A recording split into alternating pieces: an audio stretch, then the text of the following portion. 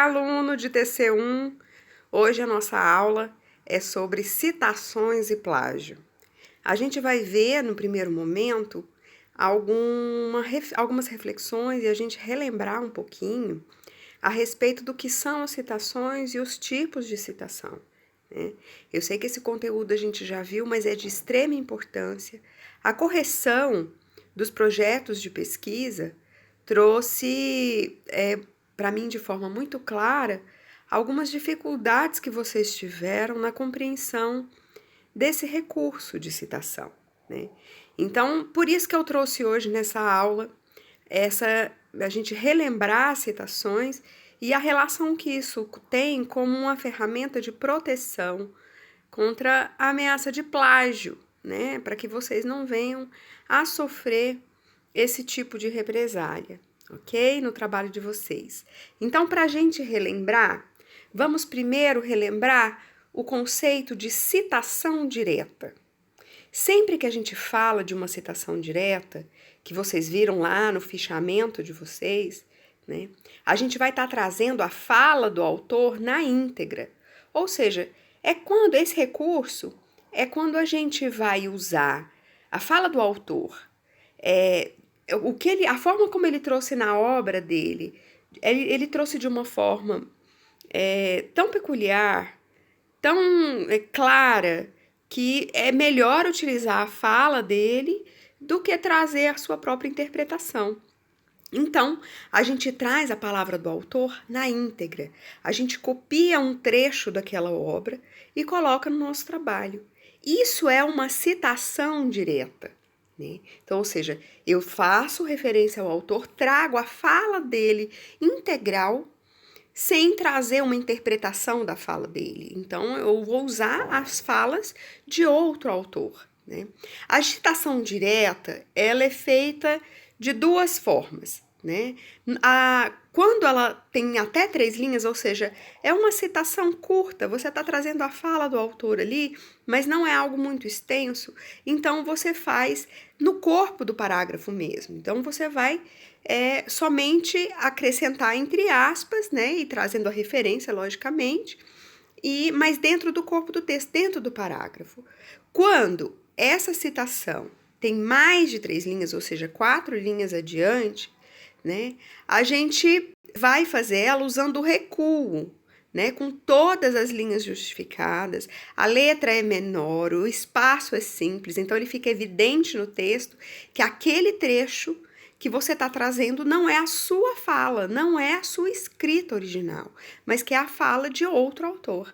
E é importante eu frisar aqui que sempre que a gente traz uma citação direta longa, a gente não usa aspas. O recuo já é aspas. Então, não há necessidade de fazer o recuo e colocar aspas, né? Eu trouxe aqui um exemplo da citação direta longa, né? Aí tá um exemplo, quando a fala do autor, lá, a pesquisa bibliográfica é o primeiro passo de um trabalho científico, a gente traz ela em recuo. Não existe esse negócio da gente fazer como a gente faz num parágrafo comum, que é esse de colocar um espaço entre a lateral esquerda, né, e colocar ele onde a gente colocou ali no texto. Selecione as palavras, título de teste. Vocês percebem que selecione está com um espaço, né? No recuo, a gente não faz isso também. Ele é todo alinhado, um espaçamento justificado, sem colocar um espaço da primeira palavra da citação, tá bom? É sempre importante vocês trazerem, lembrarem que sempre que a gente está trazendo citação, a gente tem que trazer a referência. Aqui, ó, vocês estão vendo que quando a gente faz uma citação, a gente vai sempre colocar no final dela as referências, que eu vou mostrar num outro exemplo como vocês fazerem isso melhor, tá bom? Então, aqui o exemplo. São trechos maiores de 4 linhas, sua formatação é diferente, deverá ser separada do restante do texto com recuo, com fonte tamanho 10 e passamento entre as linhas deve ser simples, não se utiliza aspas e mantenha sempre o alinhamento justificado, ou seja, não fazer aquele parágrafozinho que a gente está habituado a fazer. Na citação direta, curta, trouxe um outro exemplo, a gente traz no corpo do texto, ou seja, no parágrafo segundo Meltzer, eu já vou fazer a referência ao autor, né? E coloco sempre que eu fizer referência ao autor, a uma obra de um autor, eu tenho que colocar entre parênteses o ano da obra, porque eu tenho que citar essa obra lá nas minhas referências bibliográficas. Então, sempre tem que ser colocado. E a gente vai colocar a citação entre aspas. A gente não vai colocar aqui, mesmo que Meltzer tenha colocado a pesquisa bibliográfica é o primeiro passo, e esse A no trabalho original seja um A maiúsculo, no meu trabalho eu não vou colocar A maiúsculo. Eu vou colocar em minúsculo porque ele está no meio da frase, tá bom? Então, a gente obedece a esses critérios, tá bom?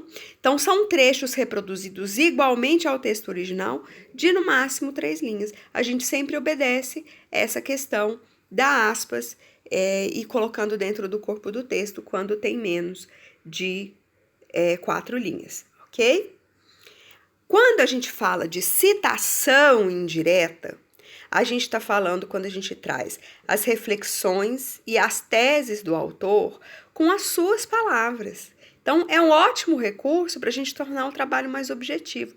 Em vez de eu trazer várias citações longas, trechos específicos do autor, em que ele vai estar trazendo elementos que às vezes nem são tão importantes para a discussão que eu estou apresentando no meu trabalho, eu faço uma citação indireta, que é uma interpretação que eu faço da obra dele. Eu posso trazer com muita objetividade e de forma bem sintética. Eu trouxe aqui para vocês um exemplo de como fazer isso, tá? Aqui tem 2 formas que a gente pode fazer uma citação indireta. A gente pode fazer com referência, dando ênfase aos autores e não no conteúdo, tá? Então, eu posso fazer de acordo com fulano, o ano da obra, né? As reflexões que eu fiz a respeito daquela obra, ou eu posso fazer falando diretamente do conteúdo, como, por exemplo, as repercussões de abuso sexual podem atingir também a família da vítima, e trazendo entre parênteses o nome dos autores. É mais produtivo para um artigo, para um trabalho, em vez de vocês terem o foco no autor, vocês terem foco no conteúdo. Dá mais fluidez na produção do trabalho de vocês, sem dúvida nenhuma. E é essa aqui que é a tarefa de vocês dessa aba nossa. Eu quero que vocês façam e enviem para mim alguns conteúdos a respeito de uma citação que vocês vão produzir sobre aquele fichamento que vocês fizeram na semana anterior. Eu quero que vocês produzam para mim uma citação indireta com ênfase no conteúdo, tá? Vocês podem trazer 2 ou 3 autores que conversam entre si para a gente construir. Se para vocês forem difícil, pode fazer somente com um autor. Mas é importante vocês fazerem a citação, não trazendo como ênfase o nome do autor, mas sim o conteúdo a que ele está se referindo, sendo a ênfase. Isso é um exercício, tá? Que a gente faz para dar maior fluidez na escrita, porque em vez de você ficar referenciando, fazendo no corpo do seu texto referência a vários autores, você fala diretamente do conteúdo e que dá bem mais fluidez, mais mobilidade para o autor poder, no mesmo conteúdo, trazer vários autores sem ter que ficar mudando parágrafo, enfim, de uma forma mais sintética, mais objetiva, tá? Essa é a tarefa de vocês. Ok? Além da gente falar sobre esse conteúdo hoje, a gente tem que falar sobre plágio, né? Vocês já ouviram falar sobre plágio, o risco que tem isso ser feito dentro de um trabalho científico. Quando se fala sobre plágio, a gente fala de algumas formas que ele pode se manifestar.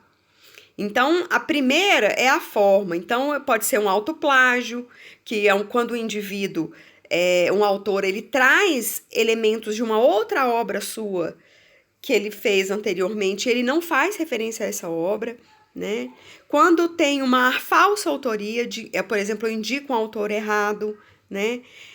Envio duplo para publicação, então eu envio para o mesmo artigo para 2 revistas, né? Ou roubo de material, que é copiar material de outras pessoas sem citar a fonte original, tá? E também o plágio ele pode acontecer pelo método, né? Que é o mais famoso, é o copiar ou colar, que é o que geralmente mais acontece dentro do contexto de graduação, né? Usar o texto exatamente igual à fonte, sem citar a autoria. Mas ainda pode ser identificada a paráfrase inadequada, que é quando o autor modifica a frase para não ficar igual à fonte, mas não referencia. Então, ele mais ou menos que rouba, ele dá uma mudadinha, mas rouba. Isso também é plágio, tá? E a referência é falsa, quando inventa autores de referência, não sabe, pegou aquele trecho, descobriu aquele texto e aí não sabe de fazer a fonte, inventa uma fonte, tá? E fabricação de dados, quando é uma pesquisa, principalmente uma pesquisa empírica, né? Em que, em vez do autor ir lá e coletar dados, ele inventa esses dados, tá?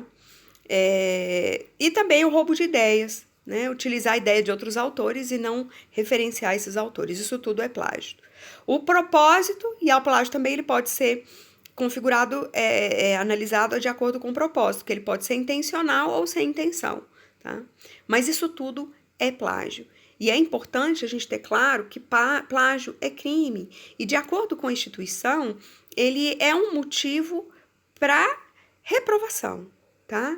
Então, muito cuidado, porque o plágio ele pode ser intencional ou não, pode ser em função de um esquecimento, mas o professor, tanto o professor orientador como os professores da banca, eles têm recursos de identificar isso tudo, tá bom?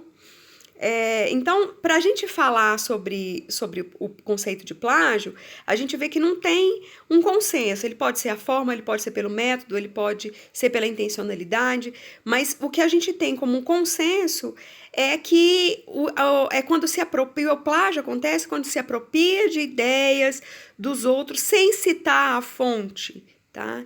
Então, isso é evidente porque tem uma quebra de direito autoral e é crime. Então, muito cuidado, tá bom, gente? Nós, professores, temos uma obrigação de esclarecer vocês quanto a isso e do risco que é para o aluno fazer um plágio, tá? Nós, professores, temos alguns recursos por meio não só do Google, mas de vários outros aplicativos que tem de pesquisar isso. Então, eu costumo dizer sempre para os meus orientandos e para quem me procura, e que às vezes em orientação a gente percebe que esse movimento de plágio acontece, e aí então cabe a gente orientar o aluno de que o trabalho que ele tem para referenciar uma fonte é mínimo, diante dele ter que rever um trabalho quando o prazo já está se esgotando, tá? Então, façam o trabalho direitinho, citem, façam direitinho as referências, né? Obedeçam bem essa questão da citação direta e citação indireta, que vocês não vão ter trabalho nenhum, tá bom? Na próxima aula, a gente vai ver como costurar várias citações, né? Sejam elas indiretas ou indiretas.